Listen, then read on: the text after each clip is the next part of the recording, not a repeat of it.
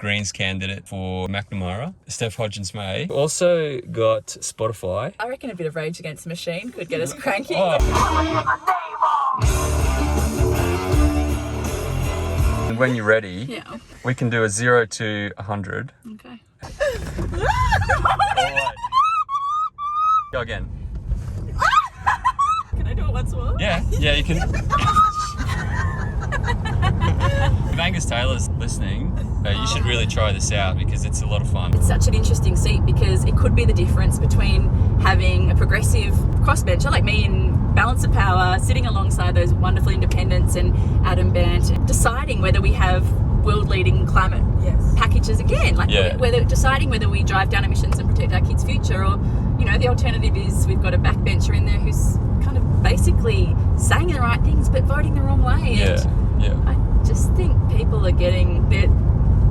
They get it and they don't like it. They want to believe what they're being told by politicians, and I think bit by bit we'll chip away and we'll restore that. I think faith in democratic system. It sounds a bit naff, but that's truly what I believe we do. Taking your cue from the community members who have lived there and breathed the community life, rather than the fossil fuel donors who are so nervous about losing their grip on our democracy. If it tentacles into everything. I feel a huge amount of optimism and enthusiasm going into this election. It's obviously daunting. Like being a woman, it's been a pretty awful, god-awful time for women in politics and women in more broadly and across our society. I think we need more of us in there, women at the front, shaking it up, changing the culture so it creates a space for more great, diverse people to come through and represent what is a really diverse constituency right across the country. People are just seeing both the major parties aligning on supporting a gas-led recovery. Like, we are in the sunniest country in the world and we're supporting a gas-led recovery. I just think that there's less and less differentiating the major parties. We're seeing Greens parties right across the world doing better than they've ever done because we're thinking about,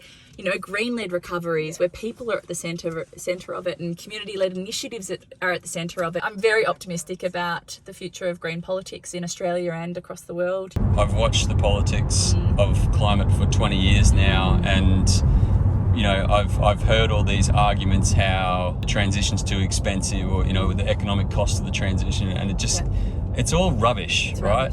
They're resisting the renewables and EV revolution because it's a threat to the profits of the fat cats at the top of the fossil fuel industry. That's it. We could be a lot further along this transition than what we are now, but there's certain interest groups that are holding us back. The donation caps, it's extraordinary that they can take millions of dollars from fossil fuel companies and think that, expect us to think that doesn't mean that it doesn't count for something, that they're not bidding for what they want in terms of policy, and it's taking us for fools, isn't it? Well, we call them, they're called donations, but come on, they're actually bribes. They're bribes, No, I have spent a bit of time working in Parliament and I've seen the lobbyists crawling the halls, and I've seen, the difference between a good lobbyist and a bad, and they spend big bucks on these guys, knocking on from door to door, fear campaigns, the mining tax as an example. The mining tax, we had a great opportunity there, and then a couple of mining billionaires put a few $1 million into an advertising fear campaign, and manipulated parts of the electorate into voting against it. Donation reform will be high up there on the list, I reckon. If we're in balance of power. One of the most likely scenarios after the next election is Greens in balance of power, and that's when we see the major parties being pushed faster and further on climate. It's when that's what happened last time, right? That's what happened exactly. Best policy in the OECD on climate. You good this way? Emissions reduction, and we got ARENA and the Clean Energy Finance Corporation, and investing in great community projects as well, and demonstrating the true value of renewable energy kind of revolution. And so it's within reach, and Macnamara is our most winnable seat in the country, and I hope that I can be on that crossbench sitting alongside Helen Haynes and Adam Bant and championing clean energy. My dad and his two brothers farmed this land. Their grandfather's grandfather, I think, actually started out here. One of the earliest certified organic farms, I think, in Australia. Taking this Tesla off-road. We are off-road.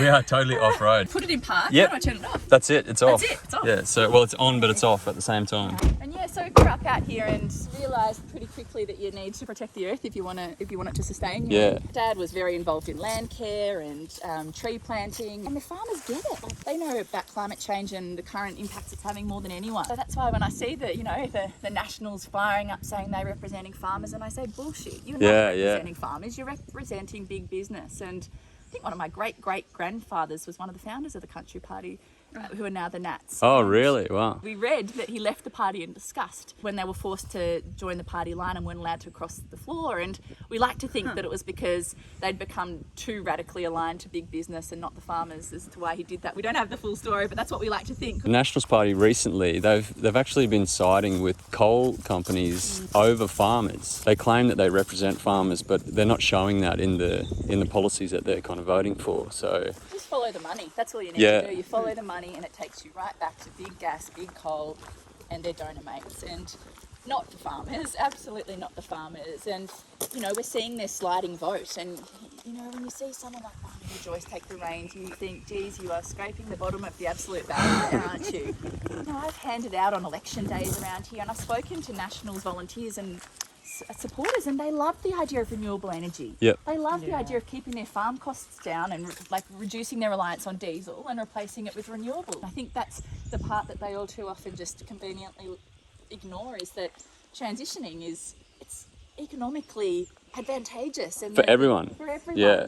I'm so proud here in Hepburn Shire Council, where when Dad was mayor, we got Hepburn Wind off the ground. Thousands of members of the community got Australia's first community-owned wind farm off the ground, and it's now, I think, producing something like 10,000 kilowatt hours of energy a year, which is enough to power all of the houses in Daylesford and the surrounding areas.